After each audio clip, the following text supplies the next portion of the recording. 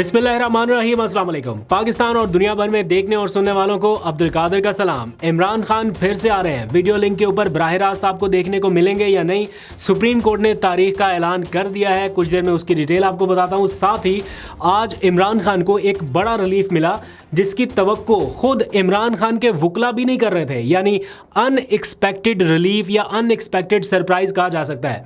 इसकी पूरी डिटेल आपको बताऊंगा, लेकिन पहले थोड़ा सा 1 मिनट के लिए अपडेट कर दूं। अभी मैं कुछ देर पहले उस मुकामी अस्पताल से होके आया हूं जहां पर रऊफ़ हसन इलाज मुआवजे के लिए मौजूद थे। आपको पता है आज रऊफ़ हसन के ऊपर एक हमला हुआ ख्वाजा सराओं की जानिब से, और उसके बाद जो कुछ हुआ वो आप सोशल मीडिया पर, टेलीविजन पर देख चुके हैं। लेकिन अब हम चूँकि उस अस्पताल में मौजूद थे अब से 20-25 मिनट पहले, तो पीटीआई की लीडरशिप वहाँ पर मौजूद थी। बैरिस्टर गौहर, बाकी रहनुमा कारकुनान सारे वहाँ पर पहुँचे हुए थे। बहुत ज़्यादा तादाद में रश नहीं था, लेकिन उनकी इमीडिएट फैमिली, उनकी बेटी, बाकी सब कुछ भी वहाँ पर लोग मौजूद थे। फुटेजेस बनाने की इजाज़त नहीं थी, इसलिए मैं रिकॉर्ड नहीं कर सका। लेकिन रऊफ़ हसन जो है वो इस वक्त ख़तरे से बाहर है। उनको स्टिचेस वगैरह आए हैं, और ये वाला जो उनका एरिया है राइट साइड का, ये काफ़ी मतलब ज़ख्मी है, और इसके ऊपर बैंडेज वगैरह थी नज़र आ रही, लेकिन काफ़ी हौसले में है। और अब उन्हें डिस्चार्ज कर दिया गया है, जिसके बाद उनकी फैमिली उन्हें लेके अस्पताल से वापस रवाना हो गया। ये जो आज वाक़या हुआ ये कोई अचानक से नहीं हुआ, इसके पीछे कल शाम पेश आने वाले वाक़े के मुहर्रकात को भी देखना पड़ेगा, क्योंकि कल शाम भी वो एक निजी टेलीविज़न एक न्यूज़ पे इंटरव्यू देने गए। तो हमारे कोलीग हैं शिराज अहमद शिराजी, उन्होंने बताया कि कल भी कुछ ख्वाजा सरा इनके एकदम इनकी तरफ लपके, इनको तंग किया, लेकिन जब मैं फुटेज बनाने लगा तो वो उस टाइम तक गाड़ी में बैठ के वहाँ से रवाना हो गए, जिसकी सीसीटीवी फुटेज हमने देखी है। वो कह रहे हैं कि मुझे अनएक्सपेक्टेड लगा और गैर मामूली ये एक्टिविटी लगी कि ये क्या हो रहा है, मतलब रऊफ़ हसन को क्यों इस तरह ख्वाजा सरा पकड़ रहे हैं। लेकिन बाद में मैंने सोचा कि शायद वो कोई रकम का मुतालबा कर रहे होंगे, या जैसे ख्वाजा सराओं का एक मखसूस अंदाज़ होता है इस मामले पे। इस्लामाबाद में कई जगह पे हमने देखा वो रकम मांगते वक्त अक्सर ऐसा थोड़ा बहुत करते हैं, वो फ्रैंकनेस ही एक दिखाते हैं, तो उसे लगा कि शायद ये वो है। और रऊफ़ हसन साहब को भी यकीनन यही लगा होगा कि ये उसी किस्म की एक्टिविटी है, लेकिन ये एक शायद प्लान्ड अटैम्प्ट थी। और उसके बाद जो आज की कार्रवाई है ये बता रही है कि जो गुज़िश्ता रोज़ हुआ उसे महज इत्तफाक नहीं कहा जा सकता, वो आज के वाक़े की ही मिलती जुलती कड़ी थी। एनीवेज़ रऊफ़ हसन साहब ख़तरे से बाहर हैं और वो अब घर रवाना हो चुके हैं। अब आ जाइए इस वाक़े से पहले जो आज की बड़ी बड़ी स्टोरीज़ हैं, बड़ी डेवलपमेंट है, ख़ास तौर पर इमरान खान के गिर्द घूमने वाली कुछ बड़ी खबरें, उनके ऊपर बात करते हैं। नंबर 1, आज इमरान खान को एक अनएक्सपेक्टेड रिलीफ मिला। मैं जैसे पहले इंट्रो में भी बताया कि इसकी तवक्को खुद उनके वकला भी नहीं कर रहे थे, और ये उनके लिए एक सरप्राइज रिलीफ था। पीटीआई के रहनुमा रऊफ़ हसन कुछ देर पहले प्रेस कॉन्फ्रेंस कर रहे थे, मामूल की प्रेस कॉन्फ्रेंस जारी थी उनकी, और इसी दौरान उन्हें ये खबर मिली कि इमरान खान के खिलाफ किरदार कुशी की गर्ज से बनाया गया जो टेरियन वाइट केस था वो आज मंतकी अंजाम को पहुंच गया, और अदालत ने 1 साल के बाद लगने वाला केस 1 दिन में उड़ा दिया, फारिग कर दिया। इसका थोड़ा सा बैकग्राउंड मैं आपको बताता हूँ, 1 मिनट का बड़ा इंटरेस्टिंग बैकग्राउंड है, और उसके बाद आज जो प्रोसीडिंग हुई, किस तरह ये केस उड़ा, और फिर साइफर के केस में आज क्या हुआ वो भी बड़ा इंटरेस्टिंग है, आपके जानने के लिए बड़ी मालूमात है उसमें। 30 मार्च 2023 की ये बात है जब इस टेरियन वाइट केस की आखिरी समाअत हुई थी, आज की समाअत से पहले। उस वक्त फैसला महफूज हो गया, और 10 मई को 2 जजेस ने फैसला वेबसाइट पर अपलोड कर दिया कि ये केस नाकाबिले समाअत है, इसके ऊपर समाअत नहीं हो सकती, लिहाजा उन्होंने ये केस डिस्पोज ऑफ कर दिया एक तरह से।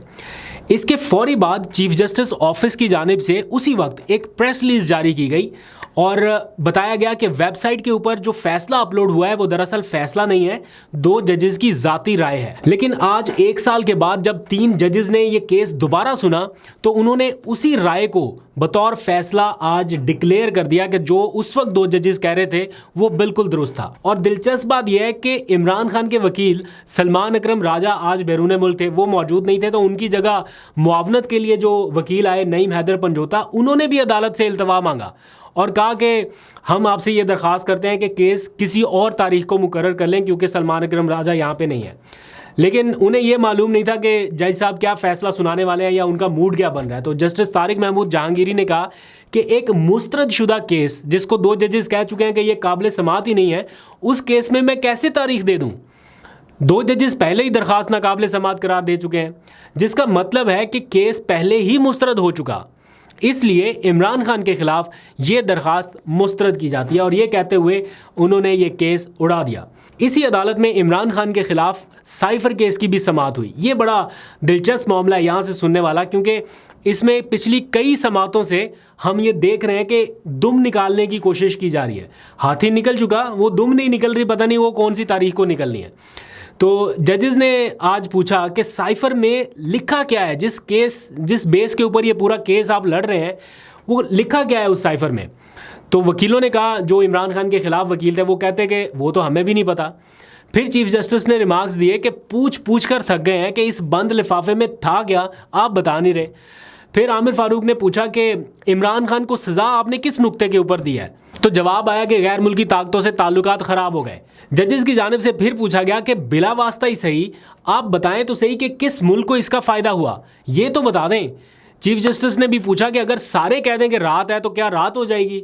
अगर सब कह रहे हैं कि ताल्लुकात ख़राब हो गए हैं तो किस तरह ख़राब हुए, उसका कोई सबूत तो बताएं। क्या किसी मुल्क ने जंग का ऐलान कर दिया है?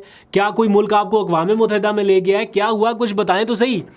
फिर जस्टिस मियां गुल हसन औरंगज़ेब ने भी पूछा कि क्या अमेरिका की तरफ से ताल्लुकात ख़राब होने का बयान दे रहे हैं आप? चीफ जस्टिस ने भी पूछा कि ताल्लुकात अगर ख़राब हैं तो कैसे ख़राब हैं, इसके शवाहिद क्या हैं, वो तो सामने लाएं। क्या अमेरिका ने वीज़े बंद कर दिए हैं, तुलबा के दाखिले बंद कर दिए हैं, आपके साथ तजारत बंद कर दी है? ऐसा कुछ है तो रिकॉर्ड के ऊपर तो लेके आएँ। जिसका जवाब कुछ भी नहीं था।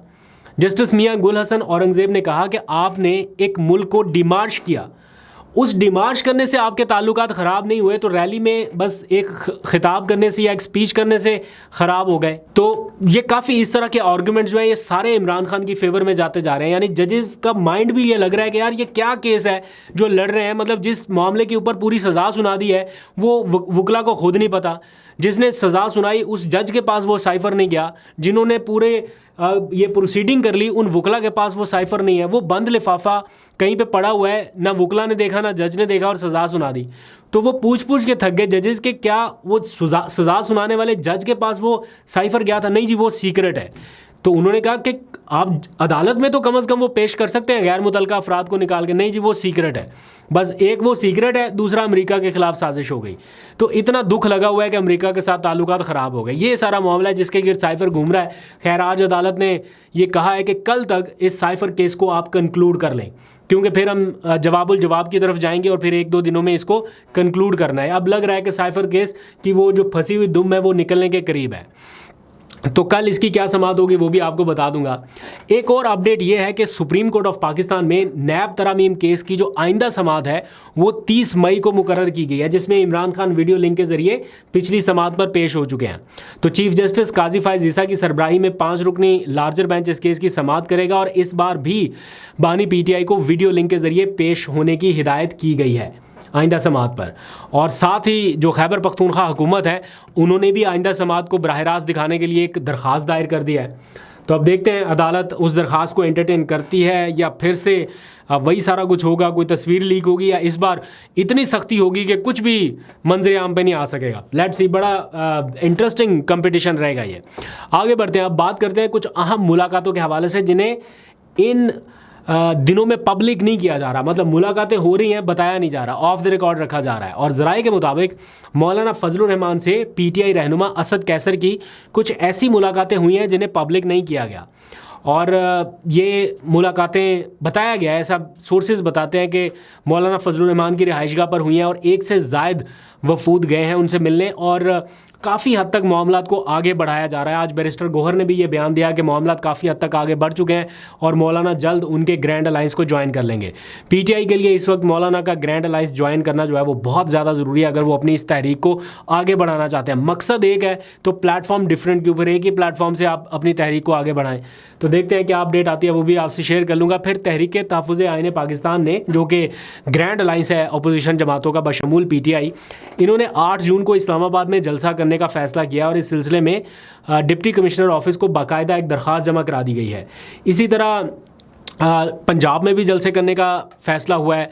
लाहौर हाई कोर्ट में एक दरख्वास्त गई हुई है, मैं फॉलोअप उसका ले लूँगा क्या बना उसका, क्योंकि पीटीआई फैसलाबाद में जलसा करना चाहती है सुन्नी इत्तेहाद कौंसिल के प्लेटफॉर्म से या ग्रैंड अलायंस के प्लेटफॉर्म से, तो इजाज़त अभी उन्हें नहीं मिली, लेकिन ये मामला अदालत में है।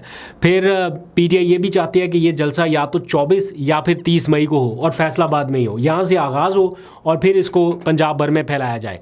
और मेरा ख्याल है दूसरी साइड ये चाहती है पंजाब गवर्नमेंट या जो पीटीआई की अपोजिशन है कि ये जलसा ना कर सके। अगर एक बार जलसा कर लिया तो रास्ता खुल जाएगा। इसी तरह पीटीआई कराची में भी जलसा करना चाहती है। सिंध हाई कोर्ट में एक केस गया हुआ है और उसमें सिंध हाई कोर्ट ने हुकूमत को ये हिदायत की थी कि वो पीटीआई के साथ मामला तय करें और 23 मई तक कोई मुकाम जो है वो उसको हतमी शक्ल देंगे कहाँ पर जलसा होना है। तो ये सारा कुछ हो रहा है। फिर आज मुलाकातों का दिन था। इमरान खान की अडयाला जेल में कुछ मुलाकातें हुई हैं बैरिस्टर गौहर से अपने कुछ वकला के साथ। तो इन मुलाकातों में आज जो तफसील बताई है बैरिस्टर गौहर ने, उन्होंने कहा कि इमरान खान से सियासी और कानूनी मामलात के ऊपर बात हुई है। बानी पीटीआई ने दुबई लीक्स में शामिल अफराद के हवाले से आज मुतालबा किया है कि वो तमाम अफराद अपनी मनी ट्रेल दें।